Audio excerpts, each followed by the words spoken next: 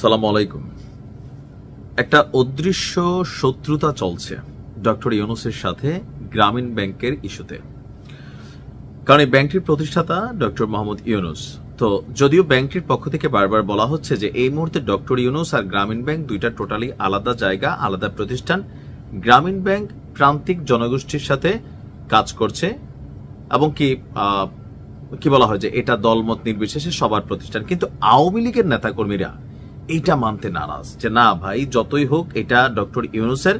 এমনকি ডক্টর ইউনূসকে যদি কোথাও না কোথাও ধরেন দুঃখ ভারাক্রান্ত হৃদয়ে একটু সময়ের জন্য হলেও চিন্তা করতে হয়, অথবা রাতের বেলা ঘুমিয়ে আছেন বা তিনি ক্ষমতা থেকে সরে যাবেন, এরপর তিনি কি নিয়ে টেনশন করবেন ব্যক্তিগত জীবনের বাহিরে, সেটা হচ্ছে গ্রামীণ ব্যাংক। কারণ যে জিনিসটা স্রষ্টা আপনি, এটার মধ্যে টাচ করলে, এটাতে কোনো কিছু হইলে স্বাভাবিকভাবে এটা আপনার লাগবে। যেমন ধরেন বঙ্গবন্ধুর ভাস্কর্য বা বিভিন্ন ইস্যুতে একটা বঙ্গবন্ধুর ছবি নামায় ফেলা, অথবা বঙ্গবন্ধু ইস্যুতে যাই হচ্ছে এটা আওয়ামী লীগের নেতাকর্মীদের গায়ে লাগে, বা ঐতিহাসিক ধানমন্ডি 32-এ যা ঘটছে। এখন গ্রামীণ ব্যাংকের অফিসিয়াল অথরাইজড ফেসবুক পেজ কোনটা আমি জানি না, তবে আমি যে পেজটা দেখি এটা হচ্ছে 34K, অর্থাৎ 34,000 ফলোয়ার আছে, বাট এটার সাথে ব্লুটিক নাই। আমি অনেক খোঁজাখুঁজি করছিলাম, তো সেখানে বেশ কিছু তথ্য কয়েক ঘন্টা পরপর আপডেট হচ্ছে। যদি আপনি এই পেজটিকে ফলো করেন, আমি এটার ব্যাকগ্রাউন্ড ফলো করতেছিলাম যে এই পেজটাতে গেল কয়েকদিন যাবত যেই ধরনের নিউজগুলো আপডেট হচ্ছে, কয়েক মাস আগে বা কয়েকদিন আগেও এরকম মেসেজ এই পেজটাতে দেওয়া হইতো কিনা, অথবা ধরেন কোথাও অন্য কোনো কিছু ছিল না। ঠিক গনে গনে আপনি দেখেন এই 13ই নভেম্বর থেকে হুট করে গ্রামীণ ব্যাংকের এই পেজটা তারা যে নিউজগুলো দিচ্ছে সবগুলাই খুবই দুশ্চিন্তাজনক। আমি যখন নিউজটি করছি তখন আমি এই গ্রামীণ ব্যাংকের নিরাপত্তার জন্য নানান ধরনের ব্যবস্থা নেওয়া হচ্ছে, পুলিশি পাহারা গুরুত্বপূর্ণ যেই শাখাগুলো আছে সেখানে দেওয়া হচ্ছে, কিন্তু এর পাশাপাশিও জনগণকে গ্রামীণ ব্যাংকের ফেসবুক পেজ থেকে বোঝানোর চেষ্টা করা হচ্ছে এটা শুধু ডক্টর ইউনূসের না, এটা আমাদের। এখন এই যে আমাদের, এখানে কিন্তু দলমত নির্বিশেষে সবাই চাকরি করে, কিন্তু আওয়ামী লীগের নেতাকর্মীরা মানতে নারাজ। এই আমাদের মানে তোমরা ইউনূস ভক্ত, আমরা মুজিব ভক্ত। সো এটার মধ্যে একটা পার্থক্য আছে।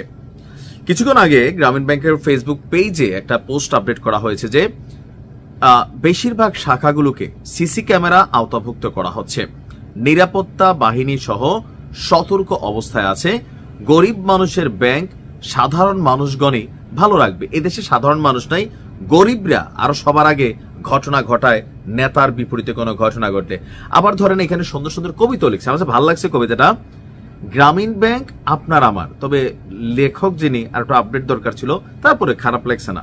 গ্রামীণ ব্যাংক আপনার আমার, গ্রামীণ ব্যাংক আমাদের সবার, গ্রামীণ ব্যাংক আমাদের সবার। আচ্ছা, এই ব্যাংকে রাজনীতির কোনো জায়গা নেই, নেই কোনো রাজনৈতিক প্রভাব, ছন্দ তালে মিল নাই। এরপরটা তো আবার মিল আছে, শোনো বাংলাদেশি ভাই, চলো মোরা সবাই মিলে একটি ব্যাংক করি, তালের মিল হইল না।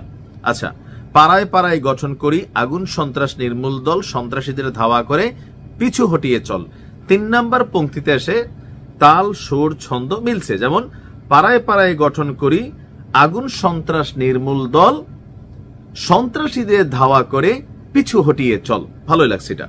এমনি করে এ ব্যাংক থাকবে রাজনীতি মুক্ত, এদেশে আর থাকবে না কেহ দরিদ্র অভুক্ত। তবে গ্রামীণ ব্যাংক নিয়ে আমাদের হুজুররা দেখেন কত রঙের বক্তব্য দিচ্ছে, আগে সুদী ব্যাংক, সুদী বা এই সেই, এখন আবার এগুলা বলে না। মানে ক্ষমতা আসলে এমন এক জিনিস। তারপর হচ্ছে তারা একটা অবজারভেশন দিয়েছিল বা জরিপ টেপের, বগুড়ার শেরপুর উপজেলায় আর্থিক প্রতিষ্ঠান গ্রামীণ ব্যাংকে অগ্নিসংযোগ করেছে দুর্বৃত্তরা। আজকে আমি নিজেও আরো কয়েকটা নিউজ দিছি। তো এরপর তারা জানতে চাইছে যে শুধুমাত্র গ্রামীণ ব্যাংক বারবার জ্বালিয়ে দেওয়ার কারণ কি, আপনার মতামত জানতে চাচ্ছি। কমেন্ট সেকশনে আওয়ামী লীগ ফাড়ায় আলছে যে একটা শাখাও রাখবে না, এইটাও করবে না, সেইটাও করবে না। এটা আসলে রাজনৈতিকভাবে ক্ষোভের বহিঃপ্রকাশ। কোনটা দেখেন, গ্রামীণ ব্যাংক এদেশে আগেও ছিল, তখন কিন্তু কোনো শাখায় এই ধরনের হুমকি, অনিরাপদ অবস্থান এটা ফিল হয় না। ডক্টর ইউনূসের সাথে অনেক কিছু হয়েছে, কিন্তু আওয়ামী লীগের নেতাকর্মীরা কখনো গ্রামীণ ব্যাংকে টার্গেট করে কোন রকম সিঙ্গেল ঘটনা ঘটায় নাই। কিন্তু এখন 5ই আগস্টের পরবর্তী সময়, বিশেষ করে যখন থেকে ধানমন্ডি 32 আগুন দেওয়া হইল, যেহেতু সরকার প্রধান ডক্টর ইউনূস, দেখেন একজন সরকার প্রধান তিনি কখনো কোনো দলের হন না, তার শত্রুকেও তার নিরাপত্তা দিতে হয়। তো সেই ক্ষেত্রে আওয়ামী লীগের এই ঐতিহাসিক বাড়িটা বা বাংলাদেশের ইতিহাসের একটা গুরুত্বপূর্ণ স্থান, ইতিহাসের সাথে কানেক্টেড। সো এটা নিয়ে গ্রামীণ ব্যাংকের বিপরীতে আওয়ামী লীগের নেতাকর্মীদের যেই মনোভাব, সেইটারই বহিঃপ্রকাশ হচ্ছে বিভিন্ন জায়গায় এই ব্যাংকগুলোতে যে ঘটনা ঘটছে। আমারও সবাই গালাগালি করেন, ভাই আমি আমার শত্রুর বেলাও বলি, দেখেন একটা সম্পত্তি, একটা প্রতিষ্ঠান গড়ে তোলা এটা সাধারণ কথা না, এটা বিশাল একটা ফ্যাক্ট। একটা মানুষের জীবন যৌবন এটার প্রতি কিন্তু মানে লোডেড। পাশাপাশি একটা প্রতিষ্ঠানের মাধ্যমে হাজার হাজার মানুষের কর্মসংস্থান হয়। এই সরকার পরিবর্তনের পরে যে সকল কলকারখানা, মিল ইন্ডাস্ট্রি বিভিন্ন কিছু বন্ধ করে দেওয়া হয়েছে, সেখানেও আমরা প্রতিবাদ করছি। অন্যায় হয়তো এই কোম্পানিটার মালিক করছে, তার বিচার করেন, কিন্তু আপনি যখন একটা প্রতিষ্ঠানে হাত দিবেন, হাজার হাজার মানুষ কর্মহীন হয়ে গেছে। আজকে বাংলাদেশে কত লক্ষ মানুষের কর্ম নাই। আসিফদের তো গায়ের মাংস মোটা হয়েছে, ডক্টর ইউনূসেরও মোটা হয়েছে, তারপর হচ্ছে আসিফ নজরুল স্যার তিনি ফর্সা হয়ে গেছেন, মোটা হয়ে গেছেন, সবারই গায়ে চর্বি জমছে, কিন্তু অনেকের পেটের ভাত তারা হারাম করে দিচ্ছেন। তাদের পলিসিতে তারা এই প্রোটেকশন দিতে পারেন নাই। আমার কথা হচ্ছে যদি অন্যায় করে থাকে, কোনো ব্যক্তি করছে, তার বিরুদ্ধে ব্যবস্থা নেন, কিন্তু তার প্রতিষ্ঠানের মাধ্যমে শুধু তার পরিবার তো চাকরি করেন। এখানে হাজার হাজার মানুষের রুটি রিজিক কানেক্টেড। তা আপনি একটাতে হাত দিবেন আপনার ক্ষমতায়, আপনার ক্ষমতা যখন থাকবে না, আপনার 10টার মধ্যে আরো 10 জন হাত দিবে, কিন্তু এতে লসটা হচ্ছে কার? আওয়ামী লীগের গুলোতে যেমন হাত দিচ্ছেন, আমরা বলছি যে এটা ঠিক হয় নাই, এটা উচিত না, নেতাদের বিচার করেন, কিন্তু প্রতিষ্ঠানে আগুন দিচ্ছে, প্রতিষ্ঠান জ্বালা দিচ্ছে, লুটপাট করতেছে, এটা কোনোভাবেই কিন্তু টলারেট করার বিষয় না। আজকের দিনে দেখেন সরকার ক্ষমতায় থাকতে গ্রামীণ ব্যাংকের অবস্থা। ডক্টর ইউনূসের ক্ষমতা আছে যে তার এই যে পার্সোনাল প্রতিষ্ঠানে ধরেন সারা বাংলাদেশের পুলিশ লাগাই দেওয়া, প্রশ্নই আসে না। তিনি সারা জীবন ক্ষমতায় থাকবেন, কিন্তু তার প্রতিষ্ঠানগুলো তো থাকবে। সবসময় কি এগুলাকে নিরাপদ রাখা যাবে? যদি মানুষের অন্তরে ক্ষোভ থাকে, যাবে না। আর আমরা যারা আছি, আমরাও কিন্তু লুটেরা, ধান্দাবাজ সেরি। ধরেন একজন একটা আওয়াজ দিছে, 5 জনে যে ঘটনা ঘটে, টাকা পয়সা, দোকানের মালামাল, বাড়ি ঘরে স্বর্ণপণ্য লুটপাট, মানে একটা সিস্টেমের মধ্যে চলে যায়। তবে এতে সার্বিকভাবে দেশের ক্ষতি হয়। ডক্টর ইউনূসের সাথে আপনার রাগ থাকতে পারে, গোসা থাকতে পারে, রাজনৈতিকভাবে তাকে গিয়ে ভবিষ্যতে মোকাবেলা করবেন পারলে, কিন্তু প্রতিষ্ঠান এটা বাংলাদেশের জনগণের। যেমনি হোক, যারাই নিচ্ছে, সুদ দিচ্ছে, আপনি বুঝাই তো নিচ্ছেন।